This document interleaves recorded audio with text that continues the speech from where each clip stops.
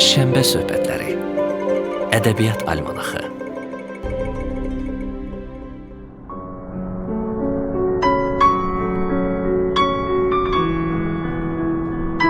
Salamlayıram sizi əziz dinləyicilər.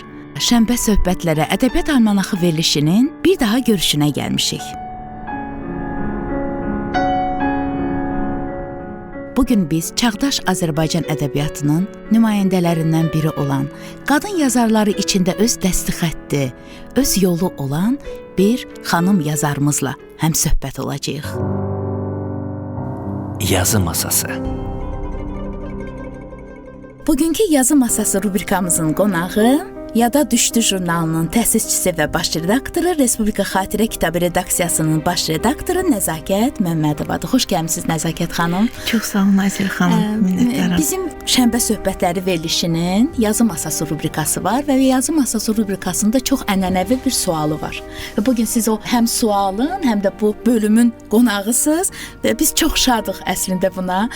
Yazı masası rubrikasının ənənəvi sualı: hal-hazırda yazı masanızda nə var? Nə üzərində çalışırsınız? Hansı işləri görürsünüz?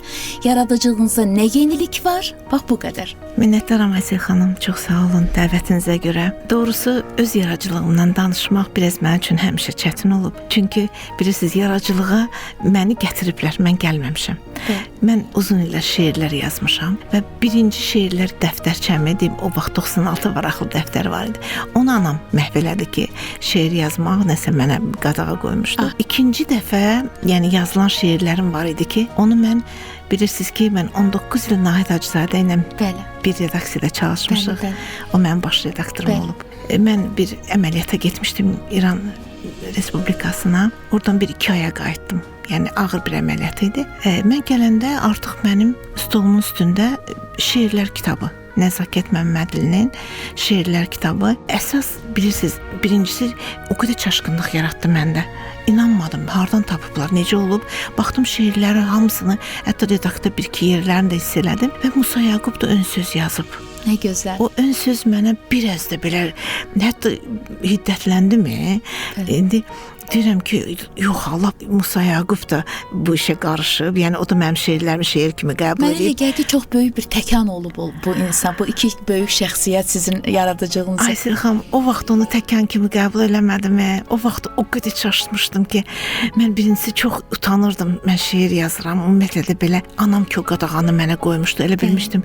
Elə ilkindən onu mənə hürkütmüşdü anam. Bəli. Amma sonradan Musa Yaqub imzasında görəndə Ali Məhərrəmli var idi. Kitabımın redaktoru idi. O gəldi. Nahid müəllim bir həftə belə olmadı. Xəstələnmişdi. Mən deməli bütün demək olar ki, acığımı bu redaktordan çıxası oldu. Ki alim dedi ki, valla bax belə oldu. Şeirlərinizi topladıq. Nahid müəllim dedi ki, elə göndərək Musa Yaquba. Bütün bunları danışdı. Və mən Musa Yaqub adından biraz lap hürkdüm. Bir də gördüm Musa müəllim 1-2 saatdan sonra mənə zəng vurub. Deyir, yəni mən bu qədər zəif adamam ki, kimsə mənim imzamdan istifadə eləsin. Özüm oxumuşam, bütün şeirləri oxumuşam. Hətta iradını da bildirdi ki, şeiri gözəl bir fikirlə başlayırsan, tez bitirirsən. Halbuki deyir, o fikir bir poemanın fikridir. Yəni bu cür uğurlu yol mənə yazdı, uğurlu yol arzuladı. Və hər Bakıya gələndə gəlişini mütləq Nahid müəllimlə Hacızadə ilə möhkəm dostuydular. Mütləq gələrdi redaksiyamıza və qonaq olardı. İlk kitabım belə başladı. Ondan sonra artıq bilirsiniz də şeir elə bir şeydir ki, sən əlindən tutur, oturdur, yazdırır. Bu yaxınlarda mənim bugün üçün sonuncu kitabım deyək. Aha, bəli. Köhnəlməyən xiffət. Bəli, çox gözəl bir adı var. Köhnəlməyən xiffət. Yəni ki, mən düşünürəm ki, Aysel xanım, hər bir insanın bir xiffəti var. Tarixində bir xiffəti var. Mütləq şəkildə. Və o yenilənir. Bax, inanın ki, o xiffət məsələn vətənə də ola bilər, anaya da ola bilər, sevgiyə də ola bilər, doğmaya da ola bilər. Axı o xiffət var. Bəli. Hansı illərinsə, hansı kiməsə bəslədiyin bir münasibətin xiffətini yaşayırsan. Mən anama olan xiffətdir bu. Bəli. Bunu bir yaxın dostum öz anasından danışanda dedi ki, heç bu o xiffət köhnəlmir. İnan bir daima yenidir. Yenidir. Elə bu şeir də o anda yarandı. Köhnəlməyən xiffət anama.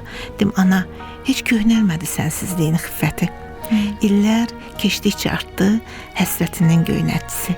Yəni bu şeir belə yarandı və kitabın adını da elə Köhnəlməyən xiffət qoydum. Ümumiyyətlə burada bir növ ən çox sevdiyim şeirlər vermişəm bu kitabda. Hətta birinci kitabla bilirsiniz 7-ci kitabın arasındakı müqayisə eləyəndə deyirəm, onlar biraz istər-istəməz deyirsən ki, burada bunu belə yox, bu cür yazsaydım. Həmişə insan özünə qarşı belə çox amansız olur da, tələbkar olur. Olur. Amma jurnalımızın da, bu yada düşdü jurnalımızın da ilk elə varağını varaqlayanda buradan bu Nahid müəllim Hacızadənin tövsiyəsi idi ki, burada təsisçidən bir balaca söz geçsin və bir şeir geçsin. Elə burada məsələn mən indi jurnalın sonuncu hissəsinə gəlmişəm. Bu 52-ci. Orada da bir şeir nümunəniz var. Mütləq şəkildə bu da Nahid Hacızadənin mənə bir yadigarıdır. Hər jurnal, deməli jurnal neçə aydan bir təsis olunur? Jurnal əslində biz başlayanda 2 aydan bir idi. Amma indi artıq biz onu biraz 4 aydan bir, 3 aydan bir, yəni biraz bilirsiniz Amma ki. hər bir yəni buraxılışda sizin orada özünüzün bir şeir nümunəniz var. Elə burada da mən o Köhnəlməyən xiffətə ana istəsəz bunu şeiri səsləndirirəm. Mən çox istərdim ki, siz bir neçə şeirinizi də ifaydəsiz. Deyirəm, əsl məhəbbətin nə olduğunu yalnız analar bilir. Qadın ana olandan sonra kamilləşir. Heç bir sevgi ana sevgisi və şəfqətini yerin verə bilməz. Ananın yaşı olmaz. Ana heç vaxt unudulmaz. Ananı heç kəs əvəz edə bilməz. Ana, heç köhnəlmədi sənsizliyin xiffəti. İllər keçdikcə artdı yoxluğunun həsrəti. İllərim varaqlandı varaq-varaq gözümdə, möcüzə havalandı soraq-soraq dözümdə. Dilim qaraldı yandı şirin ana sözünə, həsrət qaldım səsinə, quruca nəfəsinə. Hər evladın bir ürək, hər ürəyin bir sevgi. O zərif vücuduna neçə ürək yıxdın ki? Tez-tez ərsə çəkirdi gözlərimin yuxusu. Hər ürəyin qayğısı, hər qayğının qorxusu. Güvənib sığındığım, kainatım sandığım. İlk isti qucaq da sən, ilk isti ocaq da sən. Sən ilk aldığım nəfəs, ilk duyduğum qoxusan. İndi gözlərimdə ana adlı yoxusan. Yenə uzaqlar məni uzaqlara apardı. İçimdəki qorxular səni bizdən qopardı. Yağmağa hazır göyəm, bulut kimi dolmuşam. Yaşlaşdıqca anladım, necə xoşbəxt olmuşam. Qədrini el bilir, ətrini gül bilir. Saçının ağına, qarasına qurbanam. Köllünün o həzin laylasına qurbanam. Əziz anam. Yazı masası. Mən bilirəm ki, siz o qədər təvəzzökar bir yaradıcı şəxsiyyətsiniz ki, siz özünüz haqqında danışmağı sevmirsiniz. Mən bunların hamısını bilirəm, amma çox gözəl bir yaradıcılığınız var. Mən sizin yaradıcılığınızı izləyirəm, şeirlərinizi və sizin çıxışlarınızı izləyirəm. Ümumiyyətlə ədəbiyyatda duruşunuz mənə çox xoşuma gəlir. O mövqeyiniz çox xoşuma gəlir və siz sevilən qadın yazarları arasındasınız və bunlar çox deyil və siz onlardan birisiniz. Yəni mən özüm üçün bunların hamısını bilirəm, amma istərdim ki, dinləyicilərimiz də sizdən bir neçə şeir nümunəsi və yaxud yaradıcılığınızda daha hansı mərhələlər var, onlar haqqında eşitsin. Biraz da özünüz barədə, yaradıcılığınız barədə danışın, Nəzakət xanım. Əslində bilirsiniz ki, şeir necə yaranır? Şeir həsrətdən, şeir nisgirdən, şeir məhəbbətdən, ümumiyyətlə hissdən yaranır. Bizim də demək olar ki, ən məhsuldar dövrümüz müharibə illərinə düşdü. Məsələn, hər şair, hər yazıcı, hər qələm sahibi bilirsiniz ki, dövrünün yazıcısı olur, dövrünün yazarı olur. O dövr elə bir dövr idi ki, vətən həsrəti, vətən yanğısı çox yurd həsrəti, ümumiyyətlə şəhidlərimiz, bizim bilirsiniz ki, xatirə kitabı da birbaşa şəhidlərimizlə bağlı olan bir ensiklopedik topludur. Yəni, bütün bunlar mənim yaradıcılığımda əsas ana xətti oldu. Bəli. Sizin əsas mövzunuz vətənpərvərlik mövzusudur və amma sizin çox gözəl belə incə məqamlara toxunan, mövzulara da toxunan şeirləriniz var. Siz çox içdən ümumiyyətlə yazırsınız, çox duyarlı şeirləriniz var. Amma vətənpərvərlik mövzusu sizin yaradıcılığınızda əsas xəttdir. Bilirsiniz, Əsil xanım, məni hər dəfə şeirlərimlə suallara tutanda deyirlər ki, Qarabağdansan. Onda deyirəm ki, yox, heç mən Qarabağı bir dəfə də olsa görməmişəm. Bu, bilirsiniz ki, zəfərdən sonra Qarabağa dəfələrlə getmişəm, mənə qismət olub. Bəli. Amma ona qədər mən heç vaxt Qarabağda olmamışam. Mən fikirləşirəm ki, bu yurt nisgili, yurt həsrəti mənə atamdan əmanətdir. Mənim babam Ərdəbildən gəlib. O dövrdə bilirsiniz ki, keçən əsrin axırlarında oradan böyük bir köç gəlmişdi və inanın ki, bir nəsillər var idi ki, onlar yarıya bölündülər, yarı o tayda, yarı bu tayda. Yəni o nisgili mənim babam atam ötürmüşdü. Böyük bir evimiz var idi. Küncdə bir balaca radiomuz var idi. Atam o radionun qarşısında həmişə bazar günləri oturub o tayı axtarırdı və o taydan gələn səs, bilirsiniz ki, o musiqi də biraz fərqli musiqi idi də. Yəni oranı tapandan sonra oranın musiqisinə qulaq asar və bir gün gördüm ki, hətta atam ağlayır, belə gözündən yaş gəlir. İndi təsəvvür edin ki, balaca qızcığaz üçün qəhrəmanı ağlayır, necə olar? Amma atam tez dünyasını dəyişdi. Bu suallar mənim elə öz ürəyimdə qaldı. Bəlkə də nisgilə həsrətə tab gətirməyib onu. O soralar məlum oldu mənə ki, atam eşitmə o yurdun həsrətini çəkirmiş. Mənim bir Ərdəbil şeirim var. Mən o Ərdəbil şeirində... Buyurun, sizi dinləyirik. Onu ifa edin, zəhmət olmasın.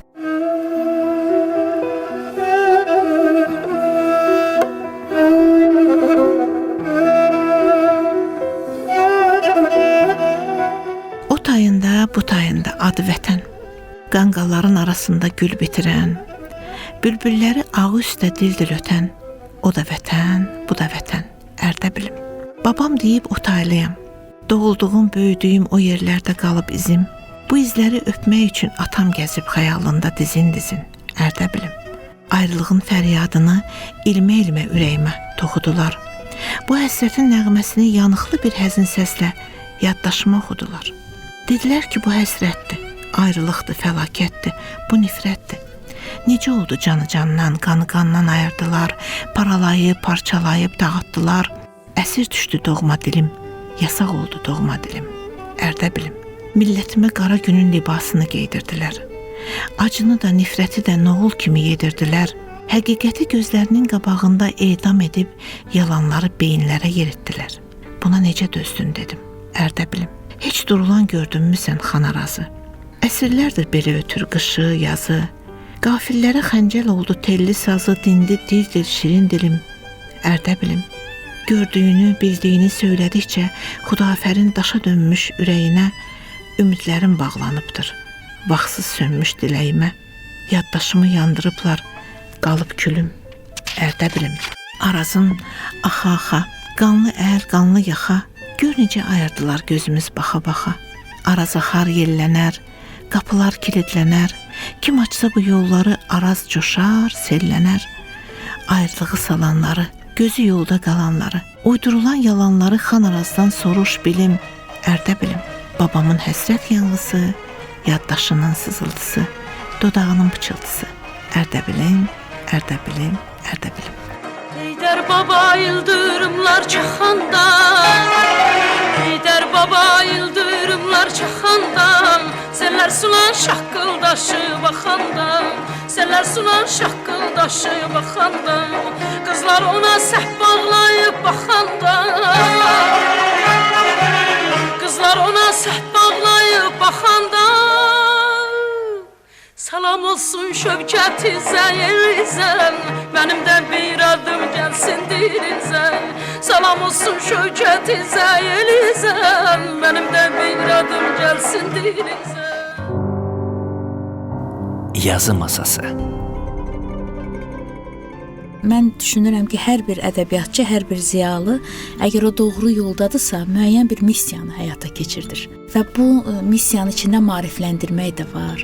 bu missiyanın içində özündən sonra gələnlərə bir nümunə olmaq da var, örnək olmaq var. Bütün bu, yəni keyfiyyətlər hamısı sizdə var, Nəzakət xanım, və mən sizə bu yolda uğurlar diləyirəm. Çox gözəl bir, əslində çətin bir yoldur bu. Və Nəzakət xanım, son olaraq nə demək istəyirsinizsə buyurun, biz sizi dinləyirik və bizim verilişi sona gətirək. Bilirsiniz, ədəbiyyat, ümumiyyətlə mətbuat bugünün sabaha daşıyan bir mexanizmdir. Bax, hamımız çalışmalıyıq ki, bu ədəbiyyatı sabaha, gələcəyə sağlam ötürək. Bax, bu da əsas missiyam. Çox sağ olun məni dəvət elədiyiniz üçün. Bugünkü günüm doğrudan da uğurlu oldu deyərəm. Çox sağ olun və bir daha qeyd etmək istəyirəm ki, Yazı Masası rubrikamızın bu dəfəki qonağı Respublika Xatirə Kitabı redaksiyasının baş redaktoru, eyni zamanda Yada Düşdü jurnalının təsisçisi və redaktoru, gözəl qələm sahibi, istedadlı insan Nəzakət xanım Məmmədova idi. Təşəkkür edirik sizə. Çox sağ olun. Gələr gedər nə etsən ayrılıq sonu. Ömür bu, çalış vuruş imtihandır hər addımı. Ömür bu mu, həsrət odundan keçir sevginin yolu. Ömür bu, sensizliği mənə verən amur. Sebebi yok gözyaşlarımın, sen buna layık değilsen yüreğim benim. Hasret dolu bakışlarımın ünvanı keder. Yalan sadan sirdaşlarımı hedefine çevrilmişsen ümidim benim. Sevilmeyi hiç bacarmadım. Daha bir şənbə söhbətləri verilişinin sonuna gəldik. Verilişi sizin üçün hazırladı mən Aysel Fikrət, rejissor Anar Məmmədov, səs operatoru Reyhanə Mirzəyeva. Hicran kapısında biter eşkin yolu. Ömür boyu alıştım ayrılıklara, yok mu sonu? Gururumu senin hayaletin köksünden vurdu mu? Sevgi bu, her acıya sebep olan sebebi yok gözyaşlarımın, sen buna layık değilsen yüreğim benim. Hasret dolu bakışlarımın ünvanı keder. Yalan sadan sirdaşlarımın hedefine çevrilmişsen ümidim benim. Sevilmeyi hiç bacarmadım bir ömür kadar.